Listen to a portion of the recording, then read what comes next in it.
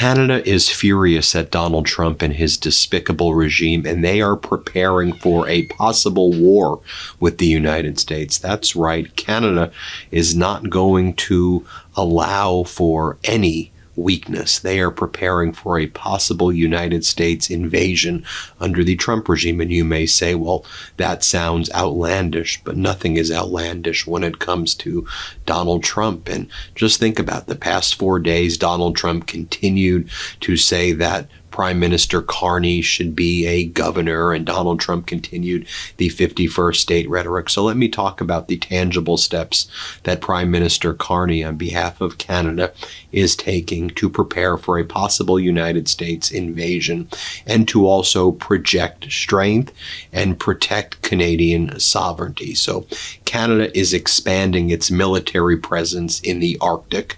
How big is this initiative?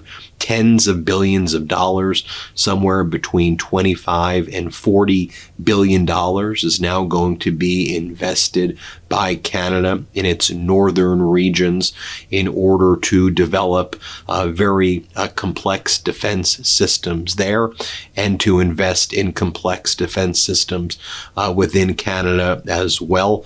Prime Minister Carney was speaking in one of the Canadian territories, Yellowknife, where he rolled out this 25 to 40, he's saying $40 billion plan to improve the defense of Canada. Also, one of the things that we've seen Canada do as well is bolster its sovereignty when it comes to satellites. Its push to space. Big deal here because Canada realizes, look, they can't be dependent on Elon Musk's satellites. And so Canada really needs to diversify here. So Canada will be launching hundreds of satellites as part of a national defense agenda, the New York Times writes, since Donald Trump's trade war began last year and since Donald Trump's threats of he's threatened to invade Canada. I'm not trying to be hyperbolic here, but Donald Trump is someone who's basically created a war involving the entire world right now. He unlawfully invaded Iran. Now the entire Middle East is engulfed in a war. Donald Trump has essentially stolen away THAAD and Patriot systems that he gave to South Korea. You have Kim Jong-un in North Korea launching a massive missile test the other day. You have Donald Trump attacking Zelensky while lifting sanctions from Russia to allow Russia to flood the market with previously sanctioned oil, enriching Russia to the tune of tens of billions of dollars, while Russia is helping Iran kill American soldiers and target American interests in the Middle East.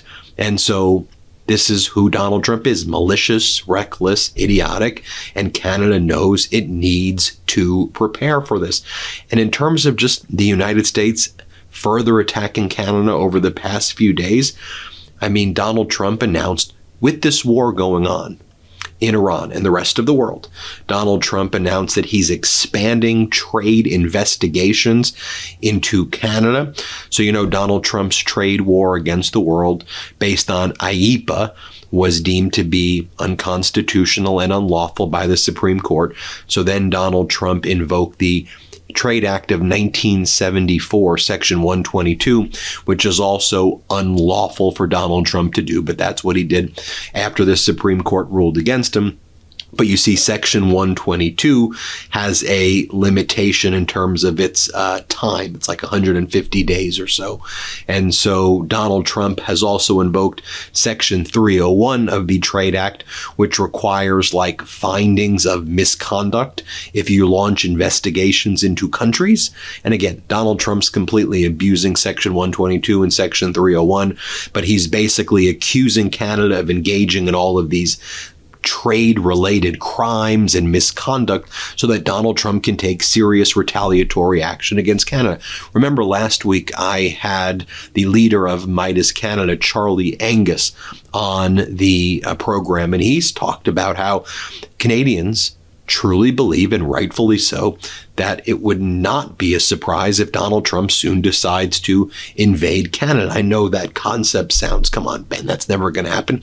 Speak to the Canadians who watch this program, and most of Canada right now is following the MeidasTouch network. We're the biggest podcast in Canada. If you speak to Canadians, they rightfully fear and feel that Donald Trump could potentially invade a cohort of Trump and Putin.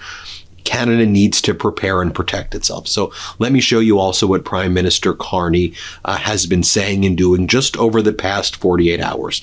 He's been very busy lately, and this follows his return from a trip overseas to Australia and elsewhere, firming up the relationships there. And I previously talked about how brilliantly Prime Minister Carney is serving as basically this broker between trans-Pacific partnerships and transatlantic partnerships, forging these bonds between Europe and Asia as Donald Trump betrays everyone. And Prime Minister Carney, one of probably the most prominent, knowledgeable, well-liked central bankers, right? He led the Bank of Canada, led the Bank of England through massive financial crises, is the perfect person to be dealing with probably one of the biggest global economic crises and political crises and geopolitical crises ever in the history of mankind. And he's really asserted himself as one of the leaders, if not the leader of the free world. Now, that's not the United States at all. So Prime Minister Carney was first in Yellowknife, one of the northern territories of Canada. By the way, shout out to all the Indigenous communities up there. Watch the MeidasTouch network. We hear from you a lot. And all the Indigenous communities throughout Canada, we really appreciate your support. We stand in solidarity with you as always. And we see you, we hear you, and we do our best here to fight for you. Want to make that very clear as well. Here's Prime Minister Carney at Yellowknife talking about bolstering defense capabilities of Canada to become not reliant on the United States, to prepare and protect for anything, including a potential invasion by Donald Trump. Here, play this clip. And today, we are announcing a series of transformative initiatives that will help unlock the full potential of this vast region. We're moving forward with an ambitious new plan backed by more than $40 billion of investments in Canada's North and Arctic.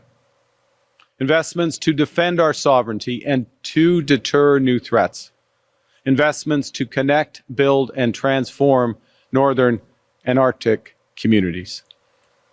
With this plan, we are taking control of our future.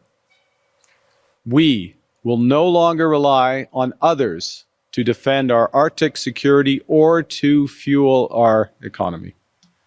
We're taking full responsibility for defending our sovereignty.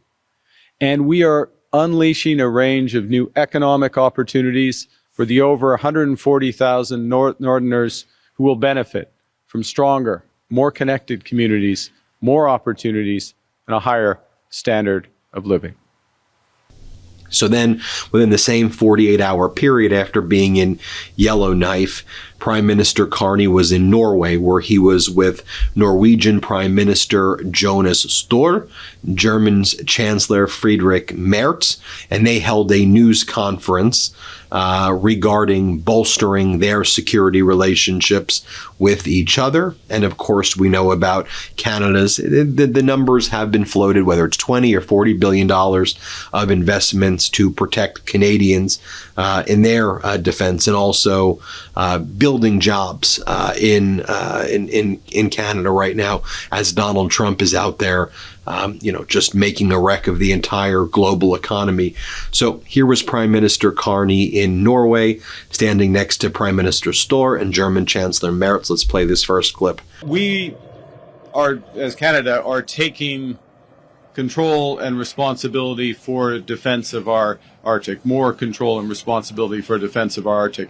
We will do that by very large investments, some of which we announced yesterday, and we will do that in partnership with our closest allies, very much including Norway and Germany, and then, if I may broaden Norway to include the Nordic countries and the Baltic countries to some degree, because there's an integration of the Nordic-Baltic Gate through NATO. So we're broadening out those partnerships. That makes us stronger, as does taking more of the responsibility ourselves.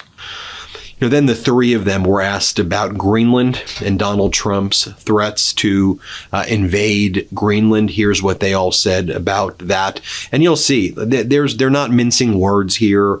They're not, you know, oh, Donald being Donald. No, they're like, we take this seriously. It's unacceptable. Here, play this clip. Greenland is part of the Kingdom of Denmark, and it's up to the people in Greenland and in Denmark to trace the future for the people in Greenland. Any attempt to say that a country can take land from another country is unacceptable. It's not acceptable to international law, and especially something which should be unheard of among allies. And I will just fully associate myself with that. I've said it in the past, and I just add this because it goes to what's happening here, is that we are fully prepared individually and collectively to defend the Arctic and the High North. What this operation is about, this training exercise, is to further build those capabilities against Russia, against any external threat. And of course, that very much includes Denmark as one of the 14 countries that's participating. It's also the case with Arctic Sentry within NATO and other frameworks. So we will deal with the security threats as partners, not as individuals. Thank you. Okay.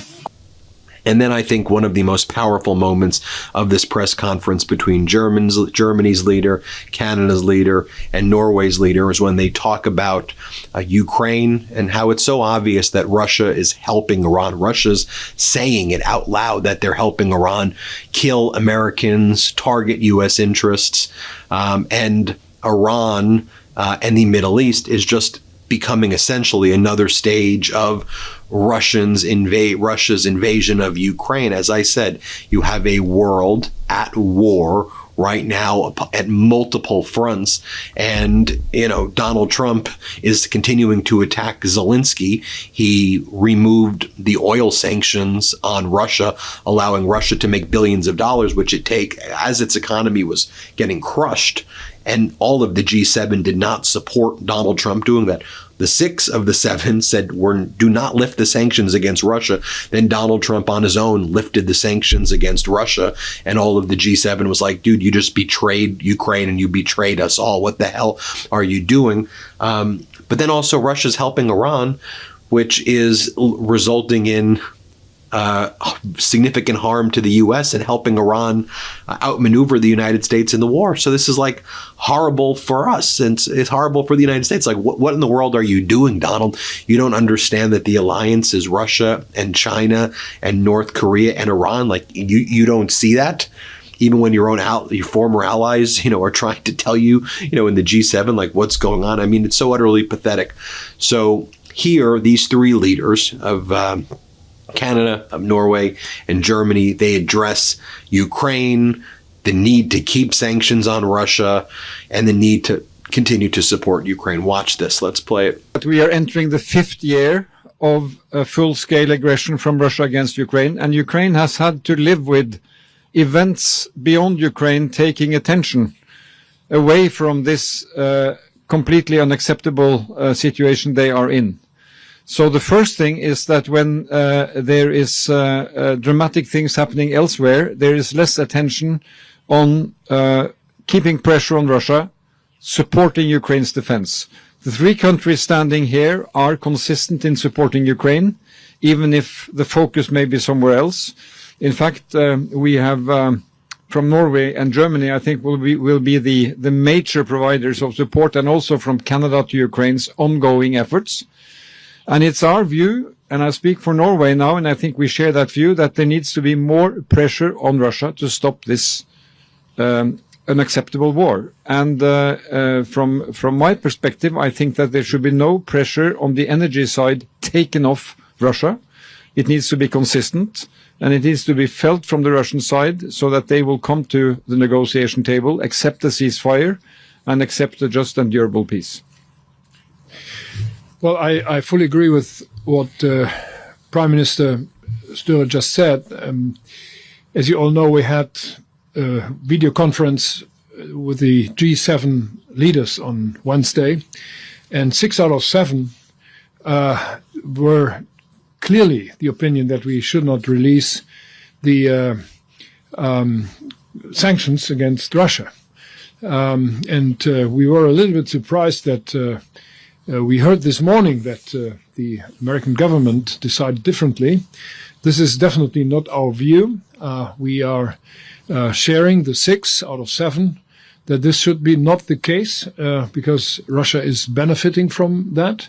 And we are seeing this into the right different direction. We should put more pressure on Russia to bring this terrible war to an end as soon as possible. And that's the reason why we are having a different view on this decision, which was obviously taken in D.C. last night.